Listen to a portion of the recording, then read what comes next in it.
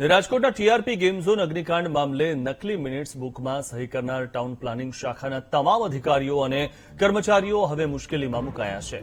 પૂર્વ ટીપીઓ મનસુખ સાગઠિયાએ કૌભાંડ આચરવા નકલી મિનિટ્સ બુક બનાવી હતી અને નકલી મિનિટ્સ બુકમાં અધિકારીઓને ડરાવી ધમકાવી સાગઠિયા દ્વારા સહી લેવામાં આવી હતી. ગેમ ઝોનના સંચાલકોને નોટિસ ફટકાર્યા બાદ પોતે કેટલી કામગીરી કરી તેના નકલી દસ્તાવેજ પુરાવા ઉભા કરવાનો સાગઠિયાએ પ્રયાસ કર્યો હતો.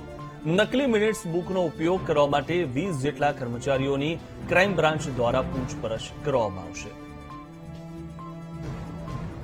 તો નકલી મિનિટ્સ બુકમાં સહી કરનાર તમામ અધિકારીઓની પૂછપરછ કરવામાં આવશે અને ટાઉન પ્લાનિંગ શાખાના કર્મચારીઓને ડરાવી ધમકાવીને સાગઠિયાએ સહીઓ લીધી હતી.